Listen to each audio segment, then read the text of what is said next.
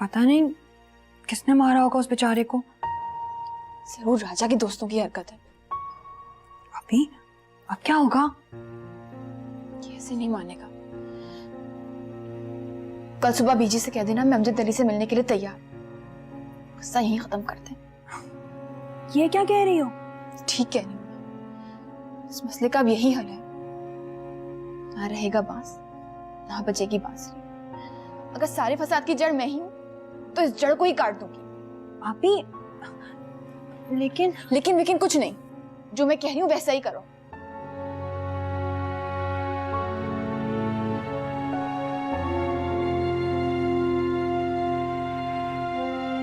Light बंद करो।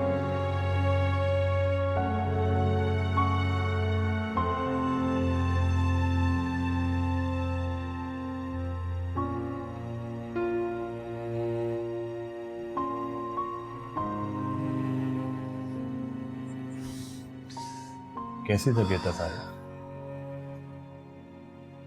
मैं ठीक हूँ। तूने खामखा यहाँ लाने की जहमत की। मैं तो घबरा ही गया था कल रात तुम्हारा खून बहता देखकर। कहते हैं ना कि हर 4-6 महीने बाद खून देना चाहिए, सेहत के लिए अच्छा होता है। किस मिट्टी से बने हो तुम साहिब? ये मजाक की बात नहीं है। बताओ कौन थे वो लोग?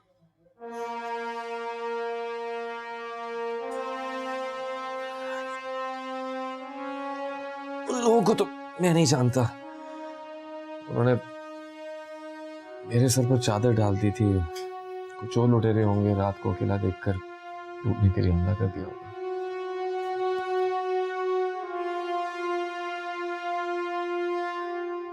मेरा नाम बाबू बोतल लोगों ने रख छोड़ा, लेकिन मैं बोतल नहीं हूं साहिब। आप अच्छी तरह जानते हैं कि मुझे पता है कि वो कौन लोग थे, और अपनी निशानी भी तुम्हारे हाथ में छोड़ गए हैं। हाँ, ये मुझे दे दो।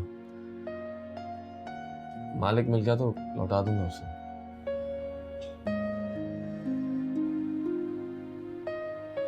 बाबू, मेरी जंग अपने आप से है। पहले अपनी लड़ाई लड़ लूं, फिर दुनिया की लड़ाई भी लड़ता रहूंगा। अब चलो मुझे घर ले चलो। कल दफ्तर का दूसरा दिन है, मैं गैर हाजिर नहीं होना चाहता। बैठो बैठो साहिब बैठो। कल हफ्ता है, 2 दिन वैसे ही दफातर बंद रहेंगे, और अगर ना भी बंद होते तो मैं तुम्हें जाने ही ना देता। और बाकी रह गई यहाँ से जाने की बात, तो अभी डॉक्टर आता होगा, वो बताएगा कि यहाँ से हम जा सकते हैं कि नहीं, तभी जान छूटेगी इस हॉस्पिटल से।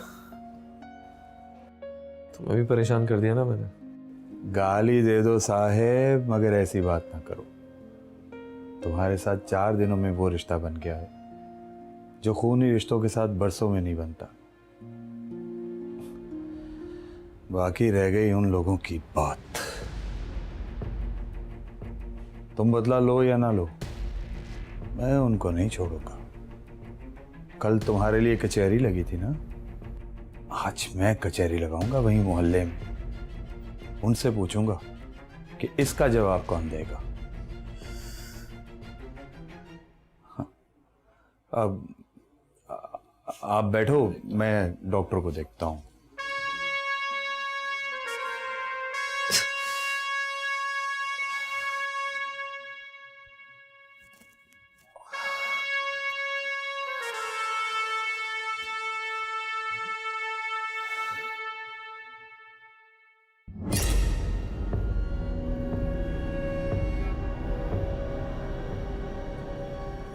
और जब मैंने मना किया था कि फिलहाल उसको कोई हाथ नहीं लगाएगा, तो तुम लोगों ने ये हरकत क्यों की? क्यों? जवाब दो। ओ बल्ले, सदके जाऊं तेरे उस्ताद। मौका अच्छा था, रात थी और सन्नाटा भी था। वो कर डाला वार। वो ऐसी ठुकाई की है ना उसकी, पलट कर वो वापस नहीं आएगा। वो मम्मी डैडी डॉट कॉम अब तो याद करेगा 4 पे लेट के मैं। और रंगीले के बच्चे, और ये तो मैं भी कर सकता था। मामू के कहने पे चुप बैठा था मैं। अब दुआ करो कि तुम्हें किसी ने देखा ना हो वहां पे, वरना लेने के देने पड़ जाएंगे। कामी, वो पुलिस में रिपोर्ट दर्ज करवा सकता है। उसने हमें देखा होता तो रिपोर्ट तो करता ना राजा। हमने तो वही तरीका किया, 313। क्या कहा तूने? कामी, ये क्या कह रहा है तू? बिल्कुल ठीक कह रहा है कामी। उस्ताद कामी ने उसके मुंह पे कपड़ा डाला, हमने अच्छी तरह उसको दबोचा और अच्छी तरह हिसाब बराबर किया हमने उसके साथ। और तुम लोगों ने बेखबरी में मारा उसे? लानत है, लानत है तुम लोगों की बहादुरी पर। और दुश्मन पर बेखबरी में वार किया, और दुश्मन भी ऐसा जिसे राजा ने खुले आम मारने का चैलेंज दिया है। और डूब मरो तुम लोग, डूब मरो जाकर शर्म से। और मेरे लिए भी शर्म से डूब मरने का मकाम है। क्या सोचता होगा वो, क्या सोचता होगा वो राजा उस्ताद के बारे में, कि राजा ने चुपकर वार करवाया? और इससे अच्छा था तुम सारे आकर मेरी नाक काट देते।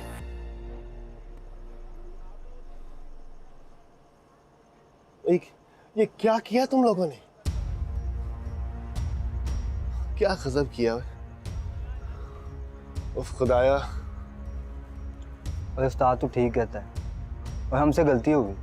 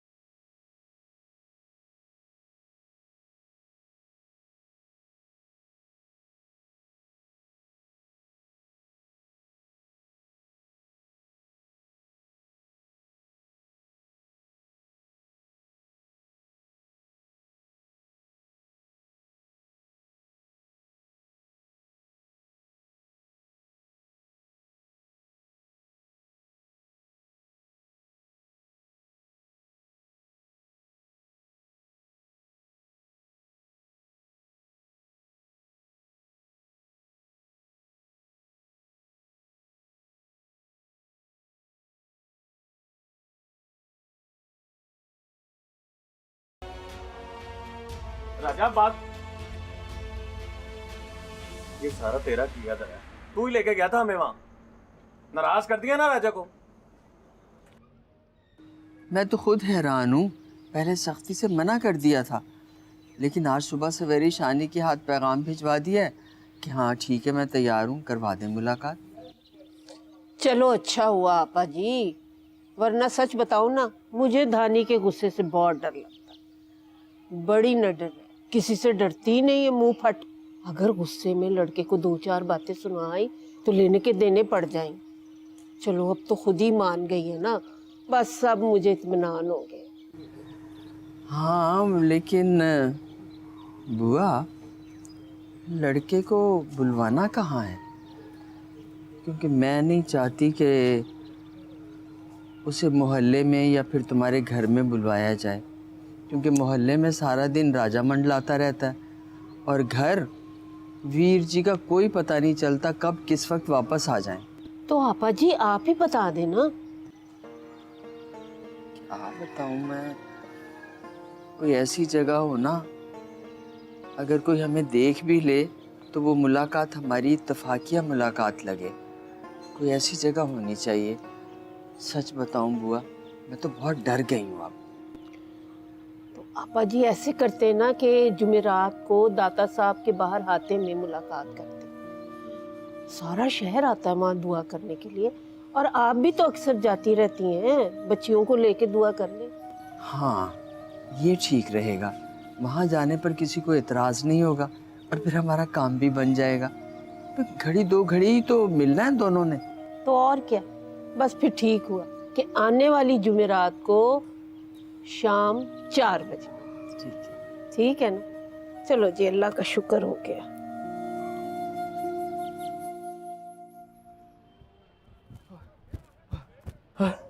ओए उस्ताद गजब हो गया है।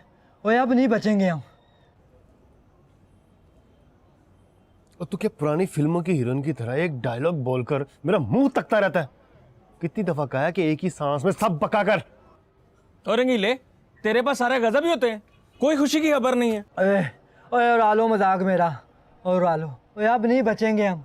ओए बाबू बोतल ने पूरे मोहल्ले में पंचायत इकट्ठी कर रखी है। ओए अब नहीं बचेंगे हम। और लगता है हमारा पोल खुल गया है, और वो मम्मी डैडी .com नहीं है, और लगता है वो हमें पुलिस के हवाले करके छोड़ेगा। ओए अब नहीं बचेंगे हम उस्ताद। ये बता कि मामू भी वहां थे? ओए हाँ, शेख साहब भी वहीं थे, बुलवाया है उनको। पुलिस से नहीं बचेंगे हम। बाबू की बोतल का ढक्कन तो खोलना पड़ेगा राजा। करते हैं कुछ अर्सा पहले आप लोगों ने अदालत लगाई थी और मुझे बतौर मुलजिम बुलवाया था। आज मैं अपना मुकदमा लेकर आपके पास आया। मेरे मेहमान पर अंधेरी गली में कुछ लोगों ने हमला किया और जख्मी कर दिया बिना किसी कसूर के। इसका जिम्मेदार कौन है? तुम्हें किसी पर शक है बाबू नियाज? अंधेरे में 4 लोग गली के नुक्कड़ पर खड़े थे। अब मुझे आप ही बता दीजिए, मैं किस पर शक करूं? अंधेरे पर या 4 के हिंसे पर? इस मोहल्ले में कभी ऐसा कुछ नहीं हुआ, इसलिए ये बड़ी परेशानी वाली बात है ना कि लईदा। और न जाने क्या कुछ देखना पड़ेगा इस मोहल्ले में। अभी तो शुरू हुआ है।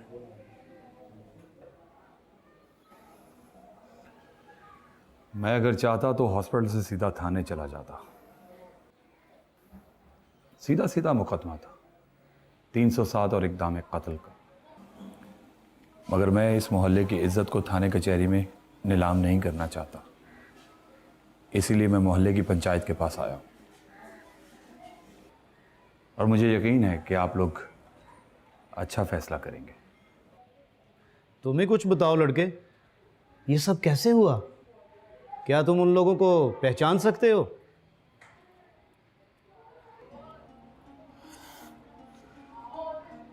सवाल ये अहम नहीं है कि ये सब कैसे हुआ, सवाल ये अहम है कि ये सब क्यों हुआ। मैंने तो सुना था इन छोटे मोहल्लों में बड़े दिल वाले लोग रहते हैं, जिनके दरवाजे तंग मगर ज़र्फ बहुत कुशादा होते हैं।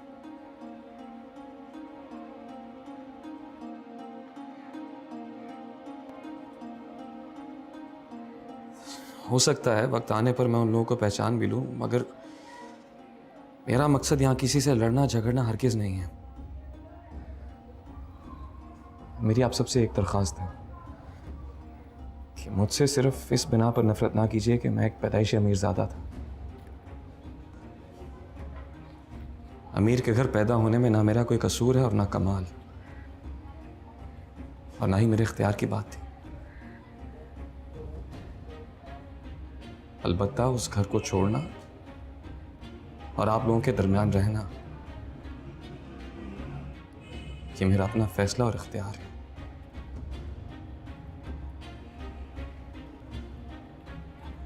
मुझे मेरे फैसलों के साथ कबूल कर लीजिए। अमीर लोग भी उतने अच्छे बुरे हो सकते हैं जितने इस मोहल्ले के मकीन।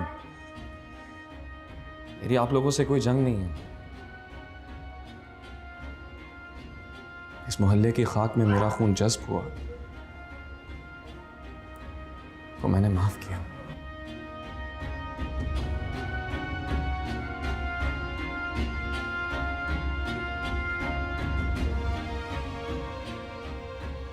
चलो बाबू, शुक्रिया।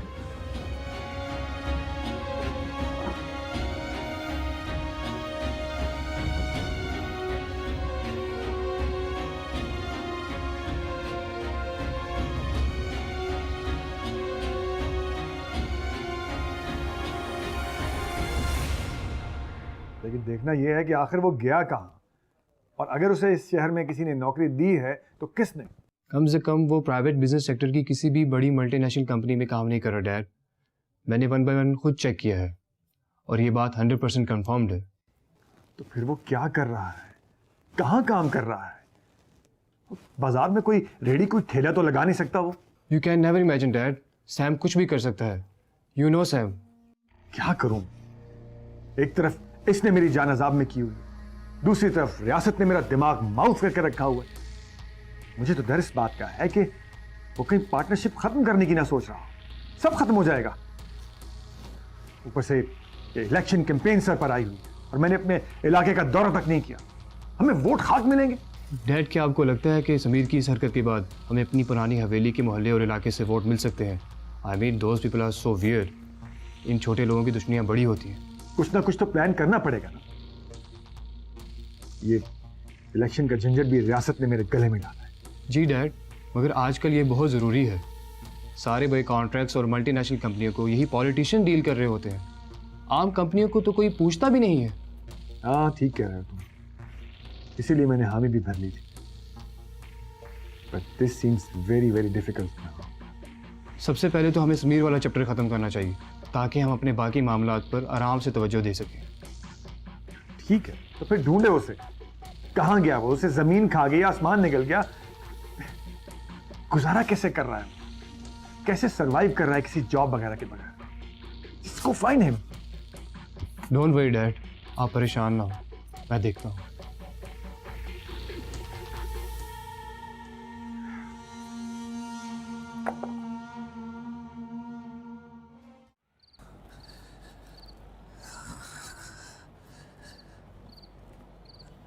लीजिए लीजिए, गरम गरम चाय, गरम गरम चाय। तुमने ये तकलीफ क्यों की?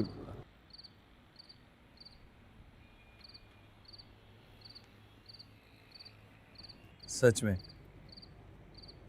बड़ी तकलीफ हुई है। जिंदगी में पहली बार बड़ी तकलीफ हुई है, ये सोचकर कि इस वक्त चाय पीनी पड़ रही है। खैर कोई बात नहीं, तुम्हारी खातिर ये भी बर्दाश्त कर लेंगे छोटे साहब।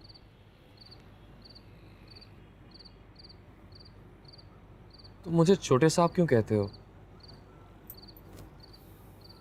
अब मैं तुम्हारा छोटा साहब नहीं रहा, मुझे मेरे नाम से पुकारा करो, समीर। ना ना, मेरे लिए तुम हमेशा छोटे साहब ही रहोगे, चाहे तुम महल में रहो या मेरी इस कुटिया में। वैसे तुमने उन 3 लफंगों को माफ़ करके अच्छा नहीं किया। कम से कम मोहल्ले वालों पर उनकी करतूतें तो खुलती। उससे क्या फ़र्क पड़ता? जिन्हें समझना था वो समझ चुके होंगे। वैसे भी मैंने कहा ना कि मेरी लड़ाई खुद मेरे अपने साथ है। ये बाहर के दुश्मन क्या बिगाड़ेंगे मेरा? कभी कभी मैं सोचता हूँ मोहब्बत सभी को मलंग बना देती है। मोहब्बत भी बड़ी कमाल शे है, इंसान को अंदर तक धो देती है, पाक साफ कर देती है। ये बात तुम क्यों पूछ रहे हो? तुमने बताया था कि शायद तुमने भी किसी से प्यार किया था।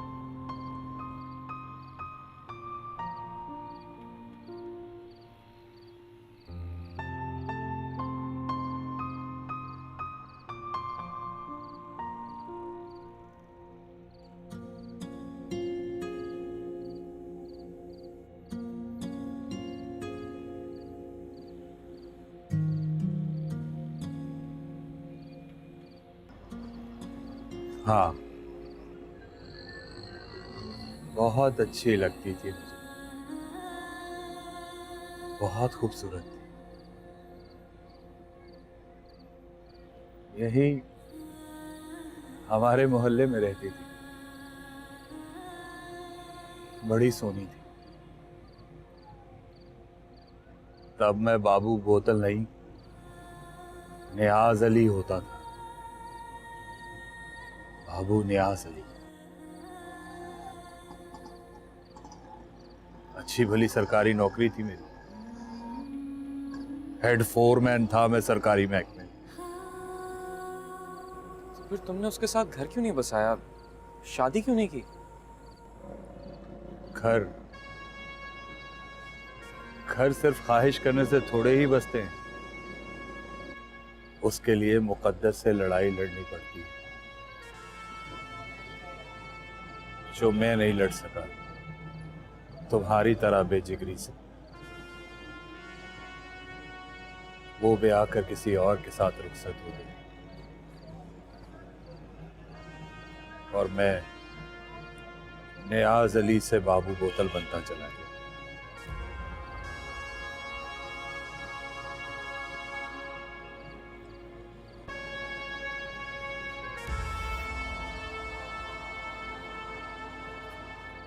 याद आती है कभी उसकी? हाँ,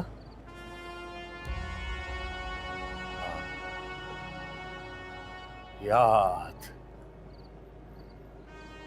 उसकी याद को भुलाने के लिए तो नशे का सहारा लिया मैंने।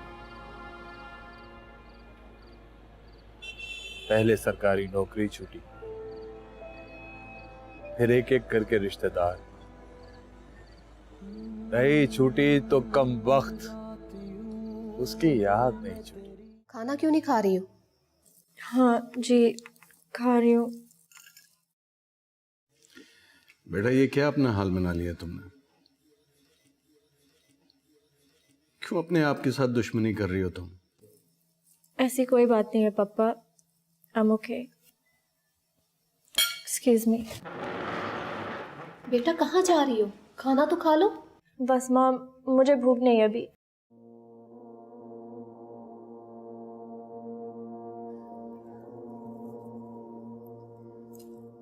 समीर का कुछ पता चला? चल जाएगा उसका पता भी, लेकिन सबसे पहले तुम माया को संभालो। ये लड़की अब मुझे कमजोर कर रही है।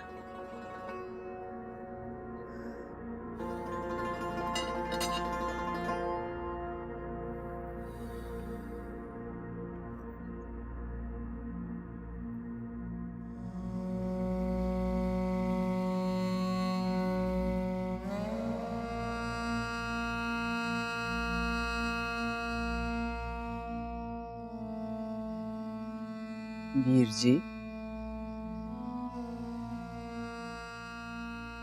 अभी तक सोए नहीं?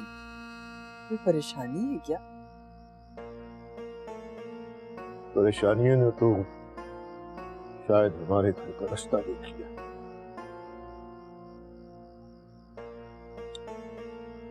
आप बताएं, जुम्मन बुआ ने अमजद के घर वालों से कोई बात की धानी की रुखसती के बारे में? अरे वो तो तैयार बैठे हैं, सिर्फ अमजद मियाँ के मुकाबले के इम्तिहान का इंतजार है बस।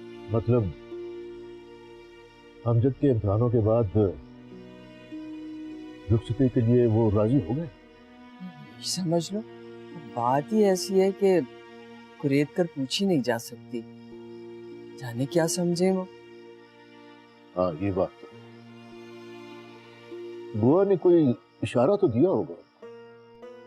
जुम्मन बुआ ने बड़े सलीके से उनसे बात तो की है, हो सकता है वो कुछ दिनों में खुद ही आ जाएं रुखसती की बात करने के लिए। वैसे मैं खुद भी सोच रही हूँ कि उनकी तरफ एक फेरा डाल लूं। अगर उन्होंने कोई ऐसी बात की तो मैं खुद उन्हें बुलवा लूंगी तारीफ के लिए। हाँ आपा, ये ठीक है, आप जल्दी से उनके घर हुआ। वैसे बात क्या है वीर जी, खैर तो है ना? वो लड़का मेरी तवक्कुआत से भी ज्यादा चालाक और काया निकला। मैं नहीं चाहता कि अब कोई ऐसी वैसी बात हो। उसका इरादा यही लगता है, धानी की रुखसती अब जितनी जल्दी हो जाए उतना ही बेहतर है। ठीक है, मैं कल ही जुम्मन बुआ के हाथ पैगाम भिजवाती हूँ कि हम लड़के का जोड़ा लेकर आना चाहते हैं। भेजना तो वैसे भी था, इस तरह मैं खुद लेकर चली जाऊंगी। हाँ ठीक। वैसे वीर जी, आजकल लड़के वाले शादी रुखसती से पहले 2 घड़ी के लिए बुजुर्गों की मौजूदगी में लड़के लड़की को आमने सामने करवाने की फरमाइश करते हैं। अगर ऐसी नौबत आए तो मैं क्या कहूँ? क्या बेहुदा रस्म है ये? उन्होंने कोई ऐसी बात की है? नहीं, ऐसी बात तो नहीं की, लेकिन आजकल के लड़के जरा मॉडर्न ख्यालात के होते हैं ना। अगर कोई ऐसी फरमाइश कर दी तो मैं क्या कहूँ? मुझे अमजद से तो ये तवक्को नहीं। वो बहुत सुलझा हुआ है। लेकिन फिर भी अगर अमजद की माँ ने या बहन ने बात की तो साफ इनकार मत कीजिएगा। अब ये रस्म है तो निभानी तो पड़ेगी। अच्छा हुआ तुमने इजाजत दे दी, मेरे दिल का बोझ हल्का हो गया। कौन सा बोझ? अब वो यही कि अगर ऐसा मौका आया तो मैं हाँ कहूँ या ना। मेरा मतलब है, हमारा तो मजहब ही इजाजत देता है ना एक दफा देखने की। अब आप कह दिया ना, फिर उलझन कैसी है? ठीक ठीक।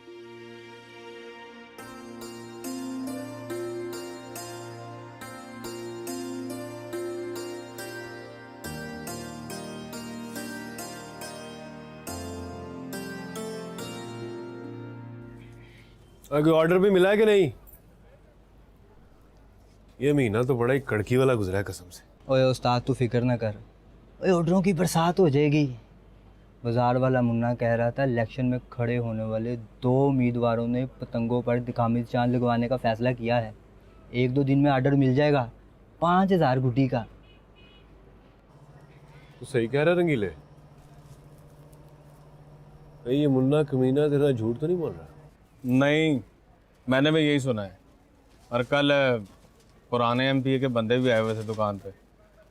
तू फैसलाबाद गया हुआ था। तो उन कमीनों से बयाना ले लेना था ना। अब अगर आए तो ऐसे मत जाने देना, समझे? समझ गया उस्ताद। और ये सीजन अच्छा लग गया तो अम्मा और मामू को हज करवा दूंगा। बड़ी ख्वाहिश है अम्मा की। कुछ और तो कर नहीं सका उनके लिए कम से कम।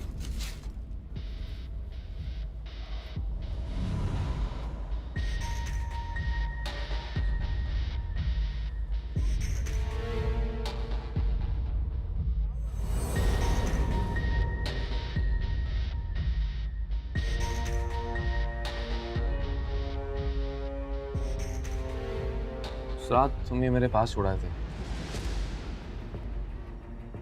मैंने सोचा तुम्हारी अमानत लौटा दूं।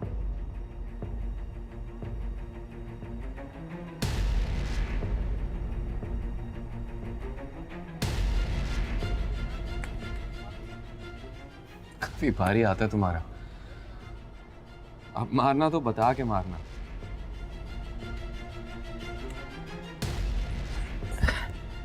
बात सुनो है।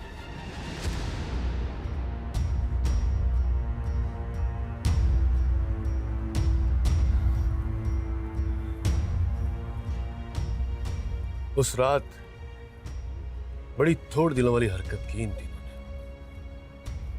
बड़ी कम जरफी दिखाई। और इनसे अच्छे तो गली के कुत्ते होते हैं जो भौंककर इतना तो बता देते हैं कि वार करने वाले हैं। इनसे तो यह भी ना हो सका। नाम डबो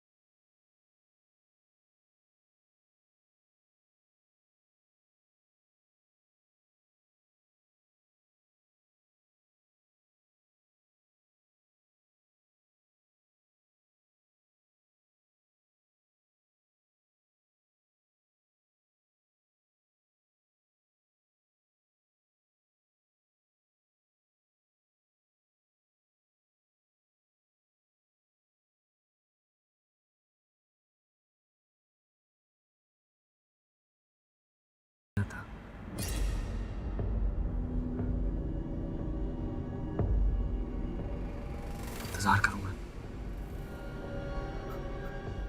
इंतजार करूंगा मैं।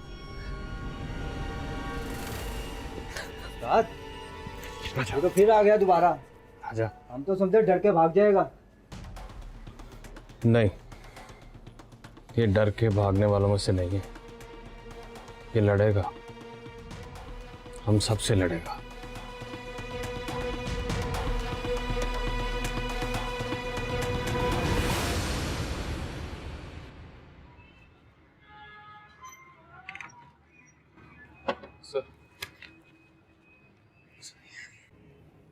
बैठो।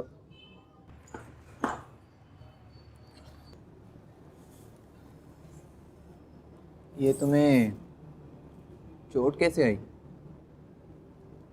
काफी गहरी जर्ब लगती है मुझे। छोटा सा एक्सीडेंट हो गया था सर। भाई छुट्टी ले लेते, 1-2 दिन घर में आराम करते। नहीं सर, मुझे मुनासिब नहीं लगा। मैंने सोचा दूसरा दिन ना ऑफिस ज्वाइन किए, डीसी साहब से छुट्टी मांगूंगा तो न जाने वो क्या सोचा। अरे भाई, इतनी छोटी छोटी बातों के लिए डीसी साहब को दरख्वास्त लिखने की ज़रूरत नहीं है।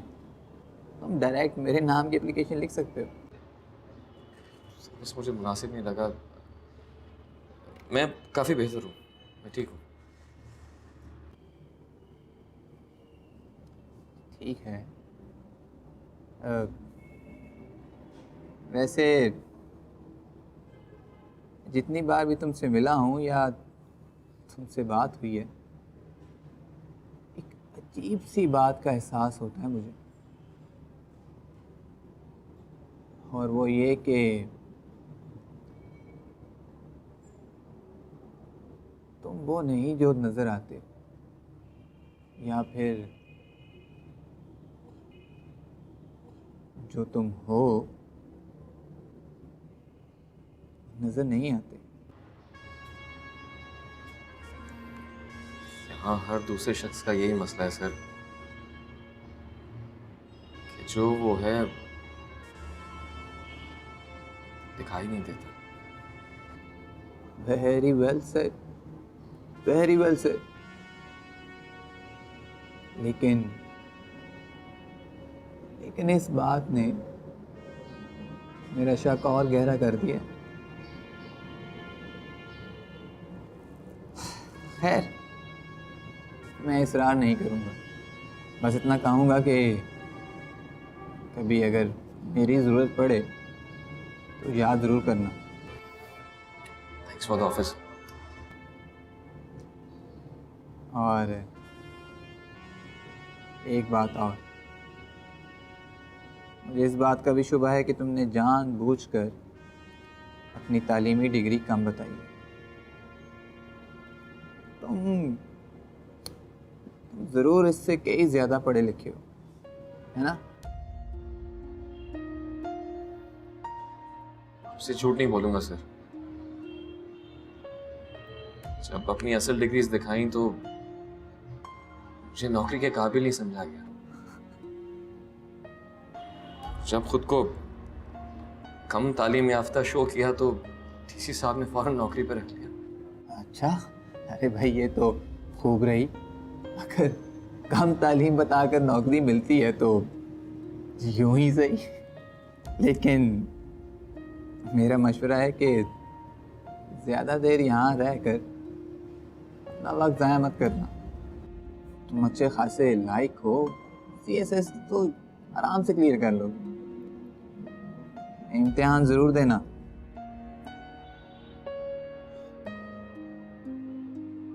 पहले जो इम्तिहान दे रहा हूँ सर, पहले उसे क्लियर कर लो।